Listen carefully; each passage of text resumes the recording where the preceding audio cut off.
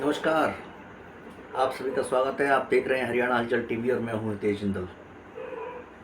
और रात के करीब 11 बजे से ऊपर हो चुके हैं और थोड़ी देर पहले ही कांग्रेस की लिस्ट जारी हुई है और इस लिस्ट में 9 उम्मीदवारों के नाम घोषित किए गए हैं।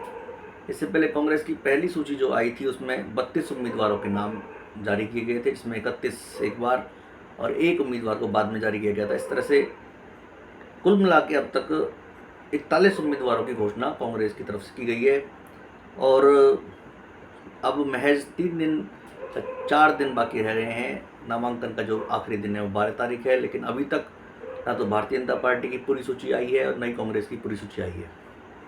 खैर, आज की सूची पर जो भी आई है उस पर नज़र डालते हैं।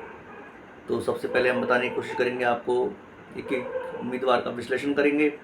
थानेसर से सबसे पहला नाम इसमें थानेसर का है। अशोक अरोड़ा उम्मीदवार हैं। अशोक अरोड़ा काफ़ी मजबूत नेता हैं वहाँ के और पुराने नेता हैं।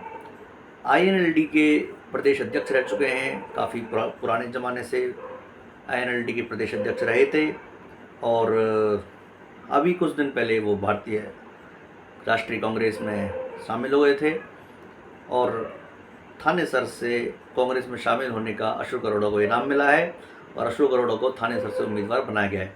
उनके सामने सुभाष सुधा बीजेपी के उम्मीदवार हैं, जो कि अभी फ़िलहाल मंत्री हैं और जो मुख्यमंत्री हैं उनके करीबी हैं और अब देखना होगा इनके बीच में किस तरह की टक्कर रहती है।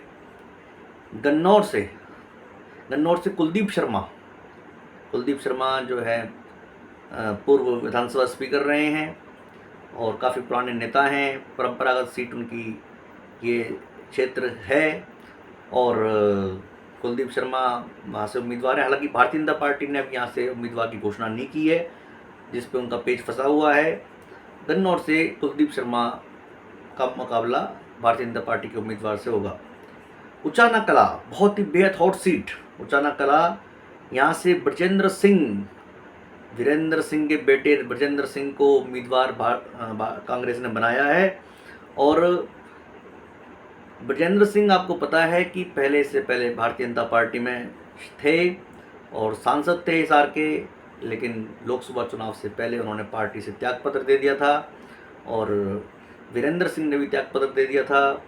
इसके साथ ही ये लड़ाई बहुत दिलचस्प हो गई और उचाना कला से ब्रजेंद्र सिंह उम्मीदवार कांग्रेस के बने हैं। बीजेपी ने अभी उचाना कला से घोषणा नहीं की है।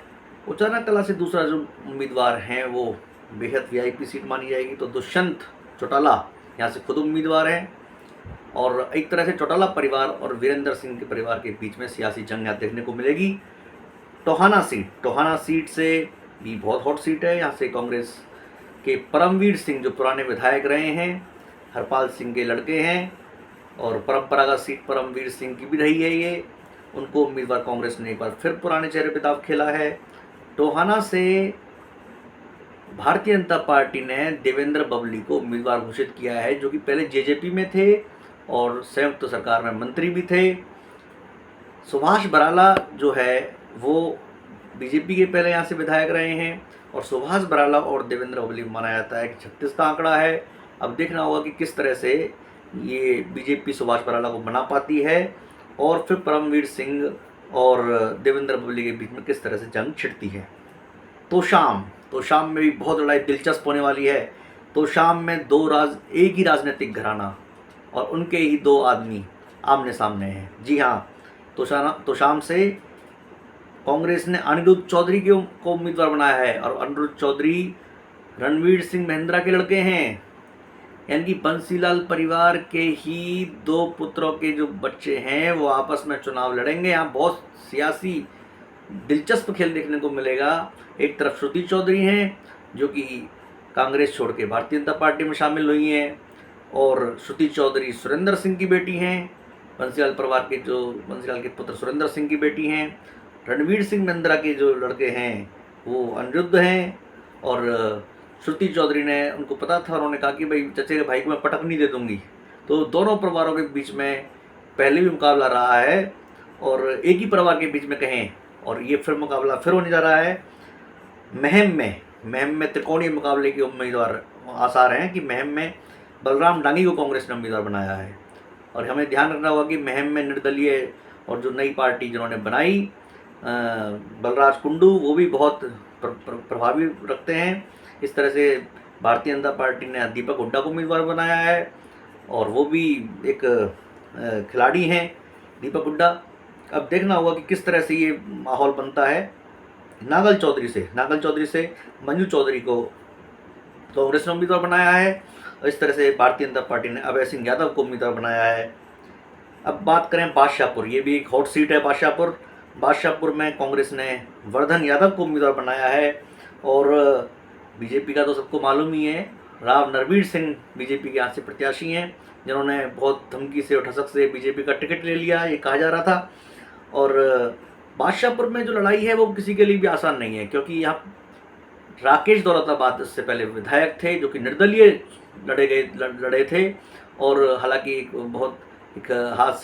एक हादसा हुआ और राकेश दौलताबाद की हार्ट अटैक से मृत्यु हो गई।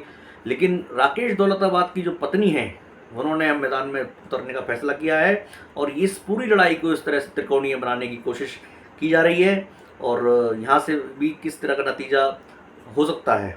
गुरुग्राम सीट भी बहुत हॉट सीट है कि गुरुग्राम सीट पर बगावत की खबरें आ रही हैं। गुरुग्राम सीट से मोहित ग्रोवर को उम्मीदवार कांग्रेस ने बनाया है। गुरुग्राम सीट से तो बीजेपी का एक तरह से उम्मीदवार जो थे, यहाँ के दावेदार थे, वो सब की सब सफाए हो गए। मोहित ग्रोवर पहले बीजेपी में थे, इस तरह से मोहित ग्रोवर अब कांग्रेस में चले गए और कांग्रेस ने उनको वहाँ से लपक लिया और टिकट दे दिया। और एक बार पंजाबी चेहरे पे दाव खेला है। यहाँ से नवीन गोयल बीजेपी से टिकट मांग रहे थे, लेकिन नवीन गोयल को बीजेपी ने टिकट नहीं दी। बीजेपी ने मुकेश शर्मा को उम्मीदवार बनाया है और अब मुकाबला बहुत दिलचस्प होगा कि ये सब जो लोग थे वो मेन स्ट्रीम लाइन के दावेदार थे, नवीन गोयल हों चाहे मोहित ग्रोवर हों। इस तरह से जो कांग्रेस ने यहाँ पर इस तरह की सैनबारी करने की कोशिश की है और नवीन गोयल ने भी निर्दलीय लड़ने का ऐलान किया है। ये पूरी लड़ाई अब जो है कांग्रेस बीजेपी और निर्दलीय में त्रिकोणीय होगी और देखना होगा कि किस तरह से यहाँ कौन बाजी मार के ले जाता है। तो इस तरह से पूरी की पूरी 9 सीटों का जो आकलन हमने हरियाणा हलचल टीवी पर दिया। और आपको ये वीडियो हमारा कैसा लगा आप हमें ज़रूर लिख के भेजिए, कमेंट कीजिए, लाइक कीजिए, शेयर कीजिए, सब्सक्राइब कीजिए ताकि हमारी हौसला अफजाई हो सके। हम लगातार हरियाणा हलचल टीवी पर आपको हर पल की अपडेट और तमाम हरियाणा के मुद्दों के बारे में जानकारी देते हैं। नमस्कार।